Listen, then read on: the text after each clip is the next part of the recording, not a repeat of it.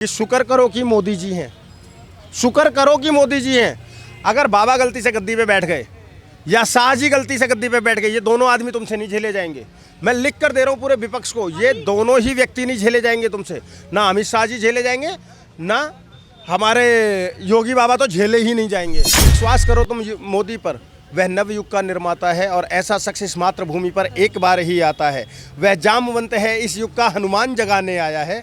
भारत के हर युवा के दिल में राम जगाने आया है। आज आप सब लोग ये बात देख रहे हैं कि नरेंद्र मोदी जी को प्रधानमंत्री का तीसरा टर्म है और आज मेरे देश के अंदर में जो भगवा की लहर चल रही है, जो सनातन की लहर चल रही है, क्या आपसे पहले आपने देखा था क्या? दुनिया भर में तबाही मचाने वाले जितने हैं ना, ये 70 बार क्रॉस वाले ही हैं। ट्रंप 79 का है, भूचाल मचा रखा है उसने ससुरे ने। मोदी जी 75 के भी होंगे, ट्रंप तो 79 का हो गया है खाने में ही। पुतिन देखो ना आप, वो क्या नाम है उसका, शी जिनपिंग भी ऑलमोस्ट 70 के आसपास ही होगा, एग्जैक्ट आई नहीं है। और नॉर्थ कोरिया वाले को देखो।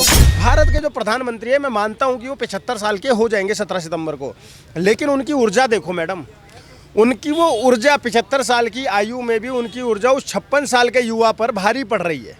सोच कर देखिए, एक मेरे देश का ऐसा प्रधान जो आज 75 साल का भी होने जा रहा है, बावजूद इसके वो दुनिया लोहा उसका मान रही है और वो भारत के लिए प्रतिदिन 18 से 20 घंटे कार्य कर रहा है और भारत को सिरमौर बना रहा है दुनिया का।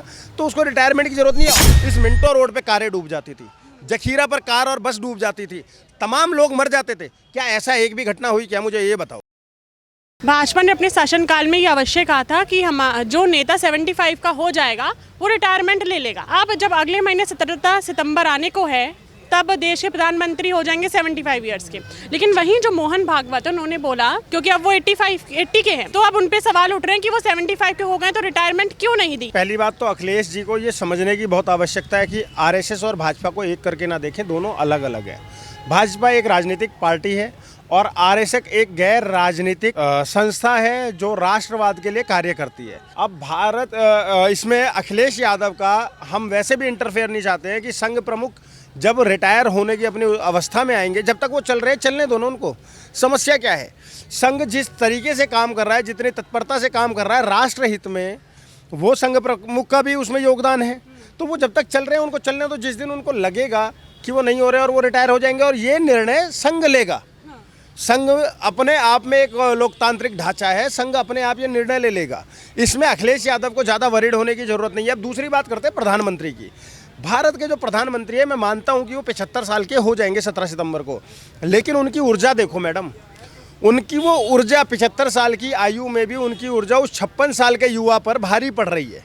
सोच कर देखिए, एक मेरे देश का ऐसा प्रधान जो आज 75 साल का भी होने जा रहा है, बावजूद इसके वो दुनिया लोहा उसका मान रही है और वो भारत के लिए प्रतिदिन 18 से 20 घंटे कार्य कर रहा है और भारत को सिरमौर बना रहा है दुनिया का।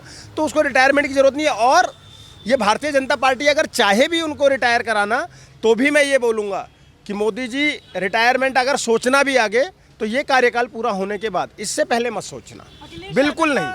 कहना है लगातार विपक्ष के तमाम नेता हैं, जिसमें अखिलेश यादव भी शामिल हैं, उनका ऐसे कहना है पहले पार्टी खुद नियम बनाती है, फिर खुद उन नियमों का पालन नहीं करती, पलटती है अपनी बातों से। ऐसे को ना तो पराया अपनाएगा, ना ही जो अपने हैं वो अपनाएंगे। देखो, अपने तो अपना चुके हैं। अगर अपने अपनाते नहीं तो ये मांग ही नहीं उठती कि मोदी जी को रिटायरमेंट के लिए कोई लोग अब तक विरोध कर देते कि रिटायरमेंट लो, रिटायरमेंट लो, लेकिन ऐसी कोई मांग नहीं आ रही। और मैं बोल रहा हूँ, यह तमाम आप युवाओं से जब जाकर बात करेंगी, आज देश का युवा भी ये चाहता है, चाहे वो महिला हो चाहे वो पुरुष हो, जो राष्ट्र हित की बात करता है, वो कहता है कि अभी हमें मोदी जी की कम से कम 10 साल आवश्यकता है। हम तो चाहते हैं भगवान उनको हमारी भी उम्र लगाए।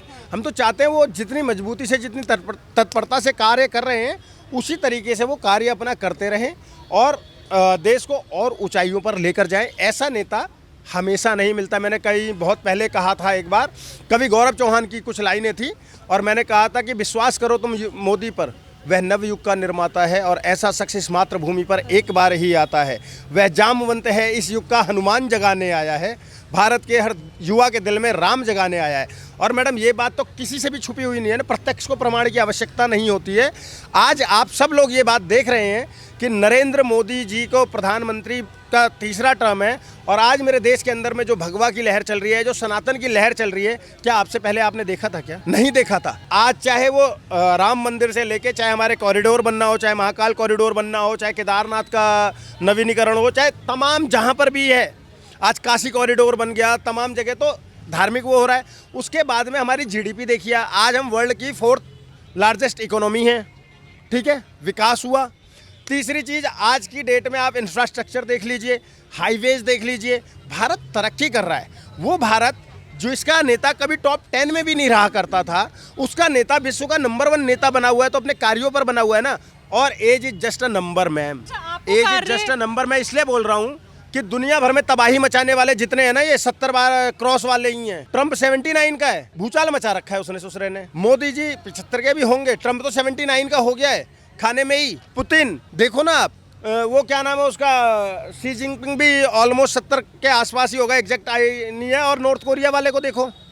तो ये लोग, ऐसा नहीं है कि एक उम्र के बाद में आपका, अगर आप सक्षम हो और आप कर सकते हो, और वो कर रहे हैं। बताओ ना कौन सा देश का युवा आज की डेट में 18 घंटे 20 घंटे कार्य कर रहा है, लेकिन मेरे देश का प्रधान आज भी 18 से 20 घंटे कार्य कर रहा है और देश हित में कार्य कर रहा है। ये जो आप कार्यों की बात कर रहे हैं, तमाम हाईवेज की बात कर रहे हैं, विपक्ष को ये चीजें नजर क्यों नहीं आती हैं? विपक्ष को हमेशा भाजपा ये क्यों लगता है कि वो झूठों की सरकार है या अमीरों की सरकार है, अमीरों के हित में काम करती है, या फिर एक ही पर्टिकुलर एक ही धर्म को सपोर्ट करती है, या सिर्फ हिंदू मुस्लिम कराती है? तमाम आपने सुना होगा ऐसे बयानों में जहाँ पे विपक्ष ने कहा है कि वो हिंदू मुस्लिम ज्यादा कराती है।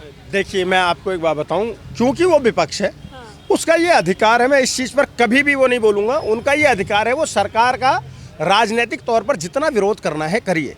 लेकिन आज का जो विपक्ष है ना हमारा, वो अब राजनीतिक विरोध से ज़्यादा पर्सनल विरोध पर आ गया है। आपने अभी देखा होगा, बिहार की एक घटना होती है, एक कितना ही नीच होगा जो देश के प्रधान की, मैं कह रहा हूँ किसी की भी माता को, बहन को गाली क्यों बकना, लेकिन वो हमारे देश के प्रधान को माँ की गाली बक रहा है। सोच कर देखिए। और वो कौन है? वो इंडिया अलायंस गठबंधन का कार्यकर्ता है। वो इंडिया अलायंस गठबंधन के कार्यक्रम में ये गाली बक रहा है और माइक पर बक रहा है। सोच कर देखिए, राहुल गांधी नेता विपक्ष होता हुआ, वो व्यक्ति राहुल गांधी क्या बोल रहे हैं? मैंने मोदी को बोला तू, ये वो ट्रंप की बातें तुम वो कर रहे हो, लेकिन तू तड़ाक जिस तरीके से बोल रहे हो, ये सर्वथा अनुचित है।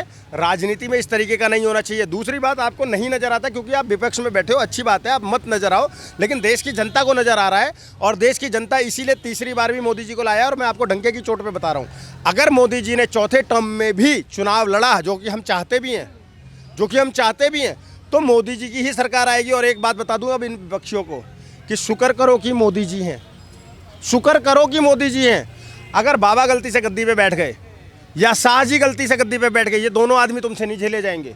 मैं लिख कर दे रहा हूँ पूरे विपक्ष को, ये दोनों ही व्यक्ति नहीं झेले जाएंगे तुमसे। ना अमित शाह जी झेले जाएंगे, ना हमारे योगी बाबा तो झेले ही नहीं जाएंगे। तो घोषणा करी है बिहार में कि बिहार में मुख्यमंत्री योजना, महिला योजना निकाली गई है, सितंबर से वो लागू हो जाएगी, क्योंकि परिवार की हर एक महिला को, परिवार की एक महिला को 10,000 रुपये महीने दिए जाएंगे रोजगार के लिए। विपक्ष का तो सारे ख्याली पुलाव होते हैं। विपक्ष ने यही सेम चीज़ें यूपी चुनाव के बाद टाइम पे भी बड़े फार्म भरवाए थे। ये एक इनका स्कैम है। ये अपने कार्यकर्ताओं को कमाने का एक मौका देते हैं इस तरीके का घोटाला करके, कि एक बात बोल देंगे कि हाँ तुम्हें इतने पैसे मिलेंगे, उनके फॉर्म भरवाए जाते हैं। जैसे 8500 के भरवाए गए थे ना, किस महिला को मिला? तो तमाम महिलाएं लाइनों में। ऐसे ही बिहार के अंदर में ये लोग क्या कर रहे हैं, वो फॉर्म भरने के 50 से 100 रुपये चार्ज करवा रहे हैं। हाँ। और इनके कार्यकर्ता ही वो फॉर्म भर रहे हैं, कांग्रेस के, क्योंकि कोई समझदार आदमी तो ये करेगा नहीं। उन महिलाओं से 100 रुपये 50 रुपये की लूट कर रहे हैं। मैं तो कह रहा हूँ चुनाव आयोग को इस पर संज्ञान लेना चाहिए। जैसे आपने बोला कि सिर्फ फॉर्म भरवा रहे हैं, लेकिन जमीनी स्तर पे ये काम होता हुआ नजर नहीं आएगा महिलाओं के लिए कि 10,000 रुपये महिला को दिए जाएं रोजगार के लिए। अगर कोई विपक्ष का नेता ये बोलते, और बोलता भी है कि मोदी जी ने अपने शासनकाल में भी तमाम वादे करे थे कि होली पे और दिवाली पे गैस सिलेंडर देंगे, 25 रुपये महिलाओं को हर महीने देंगे, वो हमें पूरे होते क्यों नहीं लगातार नजर आए? लगातार आम आदमी पार्टी का वार है, अभी भी है, कि दिवाली आने वाली है तब भी सिलेंडर नहीं मिलेगा। होली चली गई 2025 की। हाँ, ये बात बहुत सही बोली है। कोई भी राजनीतिक पार्टी हो, अगर कोई वादा कर रही है तो उसको जरूर डिलीवर करे, और डिलीवर होना चाहिए। लेकिन अब मैं बता दूं, मध्य प्रदेश में बीजेपी दे रही है, महाराष्ट्र में बीजेपी दे रही है, ठीक है। उज्ज्वला योजना के तहत 9 करोड़ से ज़्यादा महिलाओं को बीजेपी ने गैस कनेक्शंस दिए हैं। शौचालय बनाने के लिए लोगों को पैसे दिए गए हैं, आवास योजना के तहत लोगों को 2.5 से 3 लाख रुपए दिए गए हैं, अलग अलग क्षेत्रों में 2.5 से 3 लाख रुपए। तो बीजेपी ने की कथनी और करनी में फ़र्क नहीं है, बीजेपी ने दिया है लोगों को। लेकिन ये विपक्ष जो बोलता है, इन्होंने हिमाचल में बोला किसी को 1 रुपया दिया क्या? इन्होंने कर्नाटका में बोला किसी महिला को 1 रुपया दिया क्या? तेलंगाना का मुख्यमंत्री कह रहा हमारा खजाना खाली हो गया है। सोचिए, जहां इनकी अभी हिमाचल का मुख्यमंत्री कहता फिर रहा था पहले कि हमारा खजाना खाली हो रहा है, हमारे पास सैलरी देने को नहीं है। अब रेवंत रेड्डी बोल रहा है कि हमारा खजाना खाली होता जा रहा है, हमारा खजाना खाली है। तो सोच कर देखिए, जहाँ जहाँ ये जाते हैं वहाँ खजाना खाली हो जाता है, और जहाँ जहाँ बीजेपी की गवर्नमेंट आती है वहाँ विकास होने लगता है। हरियाणा में मिल रहा है मैडम, लखपति दीदी बीजेपी ने बनाया है, किसी और ने नहीं बनाया है। ड्रोन दीदी, लखपति दीदी, ये सब बीजेपी ने बनाए हैं। कांग्रेस क्यों नहीं बना पाई इतने सालों में? आप बता दीजिए मुझे। तो बीजेपी जो कहती है वो करती है। हाँ, मैं ये मानता हूँ कि दिल्ली के अंदर में अभी तक जो मुझे जानकारी है नहीं मिल रहा है। मैं सीएम रेखा गुप्ता जी से भी और दिल्ली के तमाम मंत्रियों से ये आग्रह करूँगा कि यथाशीघ्र महिलाओं को जो आपने वादा किया था वो डिलीवर करें और वो उनको देना शुरू करें। ये हम पक्षपात नहीं करेंगे। अगर कोई काम बीजेपी गवर्नमेंट भी ठीक नहीं करेगी तो हम उसको जरूर देंगे। लेकिन मैं एक बात बता दूं, दिल्ली की जनता बहुत खुश है। दिल्ली की यशस्वी मुख्यमंत्री और तमाम मंत्रियों के द्वारा किए गए कार्यों से दिल्ली की जनता बहुत खुश है। आप सबने, हमने सबने एक चीज़ देखी थी, पिछले साल दिल्ली के अंदर में 30 से ज़्यादा मौतें हो गई थी, सिर्फ और सिर्फ बारिश में अव्यवस्था के कारण। किसी को करंट लग के तो कोई डूब कर, यहीं हमारे स्टूडेंट मर गए थे राजेंद्र प्लेस में। सोच कर देखिए, तो इस तरीके की अव्यवस्था थी। लेकिन क्या दिल्ली में इस बार एक भी मौत बारिश से हुई क्या? आपने कहीं पर भी बारिश होते हुए पानी होता था, हर सरकार में होता है, उससे कभी किसी को समस्या नहीं रही है। जब बारिश होगी, चाहे केजरीवाल की भी सरकार होती, पानी होता तो समस्या नहीं थी। लेकिन उस पानी को निकासी के लिए जो रेखा सरकार ने किया है, जो प्रवेश वर्मा ने किया है, जो कपिल मिश्रा जी ने किया है, वो काबिले तारीफ है। आज दिल्ली में सुनिए, बारिश होती है लेकिन पानी 2 घंटे के अंदर में रुकते ही ड्रेन हो जाता है। ड्रेनेज कहीं पर भी मतलब पानी रुक नहीं रहा है। तो ये बहुत अच्छी चीज़ें हैं ना, तो दिल्ली की सरकार कर रही है। अब आप सवाल कीजिए। हाँ, सवाल पे आते हैं। जैसे आपने बोला कि अब 2 घंटे में ड्रेनेज हो जाता है। मैं आपको तमाम ऐसी वीडियोस और जगहें का नाम बता सकती हूँ जहाँ पे जलभराव है और लगभग 7-8 महीनों से है। खजूरी खास पुलिस स्टेशन पे 7-8 महीनों से जलभराव है। भजनपुरा में भी काफ़ी स्थिति बेकार है। और काफ़ी लोगों का ये कहना है कि भाजपा सरकार द्वारा वादा करा गया था कि 100 दिन में 100 गड्ढे भरवाएंगे, गारंटी दी गई थी, लेकिन जनता को नज़र नहीं आया। शालीमार बाग में भी काफ़ी गड्ढे मिले हैं लोगों को, तो वो लोग कहीं ना कहीं खुश नहीं है रेखा सरकार से। नहीं, आपने बहुत अच्छा प्रश्न उठाया है। मैं भी, अगर यह ऐसा है, खजूरी का मैं जानता हूँ, खजूरी पे जो पानी भर रहा है वो आज से नहीं भर रहा है और वो सही में बहुत बड़ी समस्या है। लेकिन खजूरी में अब जो वहाँ के विधायक हैं और दिल्ली के मौजूदा मंत्री भी हैं, दिल्ली कैबिनेट मिनिस्टर भी हैं, कपिल मिश्रा जी ने एक ऐलान कर दिया और उसका उद्घाटन भी होने वाला है। करावल नगर क्षेत्र में सीवर नहीं है। आप सिर्फ ये देखते हो कि पानी, इतनी सालों से सरकार थी, सोचिएगा, सुनिएगा, सीवर ही नहीं डला उन कॉलोनियों में। अब वहाँ सीवर डलेगा, अब वहाँ पर सीवर का काम शुरू होगा, उसके बाद धीरे धीरे निकासियाँ होंगी। मैं इस बात को देना, हाँ, लोनी की तरफ में रास्ता खराब है, बिल्कुल उसका सुधार होना चाहिए। मैं भी आपके साथ में मांग करता हूँ, सीएम साहिबा और दिल्ली के तमाम मंत्रियों, देखो, जब ऐसे सवाल आते हैं हमारे पास भी जवाब नहीं है और हम गलत चीज़ को कभी प्रोटेक्ट नहीं करेंगे। जहाँ पर भी इस तरीके की असुविधा हो रही है वहाँ पर आपको तुरंत संज्ञान लेना चाहिए और त्वरित कार्रवाई करते हुए उस समस्या का निदान होना चाहिए, क्योंकि दिल्ली की जनता ने आपको समस्या के निदान के लिए चुना है और किसी चीज़ के लिए नहीं चुना है। लेकिन फिर भी मैं बोल रहा हूँ मैम, इस मिंटो रोड पर कारें डूब जाती थी, जखीरा पर कार और बस डूब जाती थी, तमाम लोग मर जाते थे। क्या ऐसा एक भी घटना हुई क्या? मुझे ये बताओ। तो मैं यही कह रहा हूँ कि अभी सरकार को 5 महीने हुए, 5 महीने में, कोई बच्चा पैदा होने में भी 9 महीने का प्रोसेस होता है। कोई जादू की छड़ी नहीं है कि पूरी दिल्ली 5 महीने में ही ठीक कर देंगे। लेकिन इस बार गर्मियों में पानी की किल्लत की वजह से कोई परिवार परेशान नहीं हुआ था, समझ गए? और इसी तरीके से, लेकिन मैं स्टिल आपकी ये बात बोलता हूँ कि चाहे वो गोकलपुरी हो, चाहे वो लोनी, से जनता परेशान है। तमाम विधायक वहाँ के, इस बात को सुनो मेरी, अगर आपसे जनता परेशान है तो आप जनप्रतिनिधि हो, आपको कार्य करना पड़ेगा, आपको ग्राउंड पर जाकर देखना पड़ेगा। और मैं जनता से भी ये बात बोलता हूँ कि जिसके भी एरिया में जल भराव की समस्या है, गड्ढों की समस्या है, आप अपनी फ़ोटो अपलोड करो, आप मुखर होकर बोलो। सरकार कोई भी हो, आपको अपने कार्य कराने हैं तो आपको नेता के साथ सिर्फ फोटो नहीं खिंचवानी होगी, आपको बोलना पड़ेगा। मैं एक और समस्या आज बता ही देता हूँ आपके चैनल पर। एक बड़ी समस्या है मैडम, सरकार चाहे किसी की भी हो, ज़्यादातर कच्ची कॉलोनियों में काम क्यों नहीं होता है? कच्ची कॉलोनियों में काम इसलिए नहीं होता है, वो जो वहाँ के छुटभैया नेता होते हैं ना, जिनको नेताजी के साथ में ऐसे करके फ़ोटो खिंचाने में बड़ा मज़ा आ जाता है और लगाने में बड़ा मज़ा आ जाता है, वो वहाँ तक जाते तो हैं लेकिन नेताजी को प्रॉपर समस्या ही नहीं पता चलती। उनको लगता है कि मैंने एक क्षेत्र में, मैं भजनपुरा की बात कर लेता हूँ, उनको लगता है मैंने बी ब्लॉक में काम करा दिया है और सी ब्लॉक की हालत ख़राब है, लेकिन सी ब्लॉक वाला जब वहाँ जा रहा है तो वो ये बता ही नहीं रहा, वो तो कह रहा नेताजी बहुत अच्छा काम किया, मेरे साथ एक फ़ोटो खिंचवा लो। समझ गए? तो ये भी बड़ी समस्या है। मैं क्षेत्र की जनता से बोलता हूँ, अपने क्षेत्र के विधायक को, दिल्ली की मुख्यमंत्री को, दिल्ली के तमाम मंत्रियों को टैग कर करके जो समस्या है उसको डालो। उसके बाद भी अगर सरकार नहीं करती है, मैं आपके चैनल के माध्यम से चैलेंज करता हूं कि मैं विरोध में खड़ा हो जाऊंगा। मेरे कोई सरकार मेरा घर नहीं चला रही है। केजरीवाल का मैं विरोध इसीलिए करता था क्योंकि केजरीवाल के लिए हमने तमाम ऐसी चीज़ें करी, बावजूद इसके उस बंदे ने कार्य नहीं करा।